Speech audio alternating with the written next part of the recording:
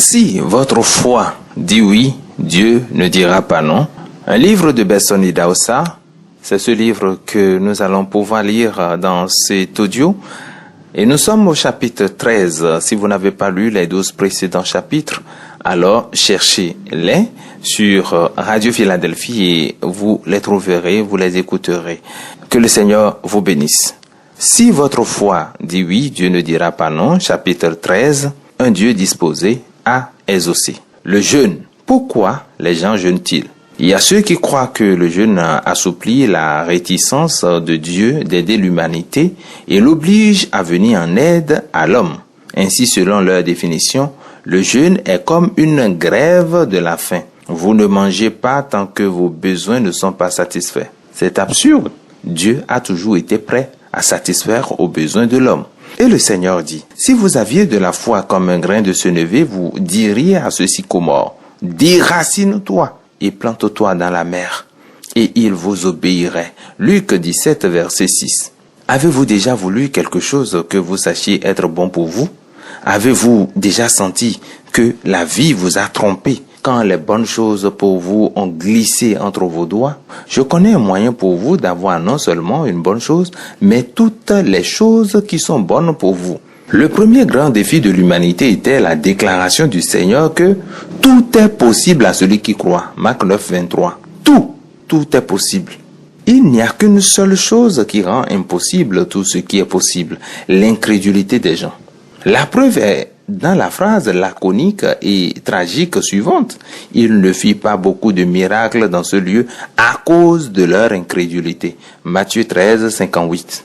En grandissant dans la foi chrétienne, j'ai appris à apprécier la place de la croyance inébranlable en Dieu, indépendamment des circonstances ou des situations dans ma vie qui pointent dans la direction opposée. Et en fait, cela fait toute la différence entre l'échec et le succès. Louange au Seigneur. J'ai à cœur de vous présenter la dynamique de ce qui peut être considéré comme une foi obstinée qui, quoi qu'il arrive, ouvrira les portes du déluge à votre foi en Dieu. Vous pouvez alors savoir qu'en tant que chrétien, qu'il n'y a plus rien que les cieux doivent à la terre pour vous faire réussir. C'est fini. Quand le Seigneur a déclaré « c'est fini », il y a près de 2000 ans au calvaire, il a apporté une nouvelle dimension dans notre relation avec Dieu. Que Dieu existe ou non, le Seigneur Jésus-Christ a prouvé sur la croix que Dieu existe. Ce qu'il faut maintenant, c'est amener les gens à croire en l'œuvre achevée du calvaire, qui est conçue pour assurer le salut total de l'homme.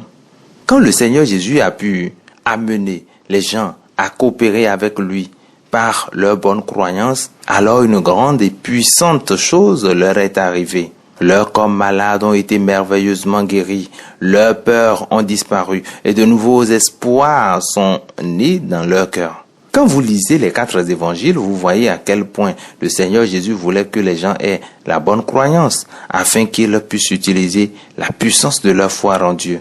Ces lamentations étaient seulement sur ceux qui refusent de croire. Le livre des Hébreux parle du cri puissant et des larmes du Seigneur Jésus-Christ. Une de ces scènes était une lamentation sur la ville mourante de Jérusalem dont le peuple, bien que très religieux, avait refusé de croire en lui pour la libération. Son cri de lamentation résonne depuis des siècles. Ô Jérusalem, combien de fois ai-je voulu rassembler tes enfants comme une poule rassemble ses poussins sous ses ailes et vous ne l'avez pas voulu. Matthieu 23, 37. Plusieurs fois, le Seigneur Jésus est apparu à Jérusalem, offrant la pleine gloire de sa puissance pour les délivrer. Mais il n'était pas intéressé. Les larmes du Seigneur ont été versées pour 2 raisons. D'abord à cause de leur échec à croire et ensuite à cause de la vie glorieuse et abondante qu'ils auraient pu avoir en ayant la bonne croyance. Le Seigneur voulait qu'ils aient une vie abondante pour laquelle il est venu dans le monde. Je suis venu pour qu'ils aient la vie en abondance. Jean 10, 10. Le Seigneur leur offrait des richesses pour leur pauvreté, la santé pour leur maladie, la beauté pour leur cendre, la joie pour leur tristesse, l'abondance pour leurs besoins. La tristesse du Seigneur était comme le chagrin du jeune homme qui essayait de sauver sa mère de la noyade. Dans sa frénésie et sa peur, elle a essayé de le faire noyer aussi. 3 fois, elle l'a tiré vers le bas. Enfin, quand il a vu que tous les deux se noyaient, il a regardé son corps sans vie et a crié, « Mère, j'ai essayé de te sauver, mais tu ne m'as pas laissé faire. » Les habitants de Jérusalem croyaient que le Seigneur Jésus était un imposteur. Ces grands miracles ne les ont pas impressionnés. Trompés par leurs dirigeants, ils ont facilement attribué les bonnes œuvres du Seigneur comme ayant été faites par le pouvoir du diable. Ils ont envoyé des enquêteurs qui sont revenus, refusant de croire ce qu'ils avaient vu. Ils étaient jaloux de l'influence toujours croissante du Seigneur Jésus. Et avec le temps, ils sont devenus si envieux qu'ils ont commencé à penser à le tuer. Il aurait pu connaître la joie des péchés pardonnés, les bienfaits que connaissent ceux qui sont lavés par le sang de Jésus, une place semblable au paradis et la place de guérison de Dieu.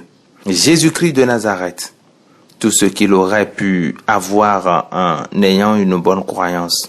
Leur mauvaise croyance les a définitivement empêchés de recevoir les bénédictions de Dieu et tout ce qui leur appartenait en Christ.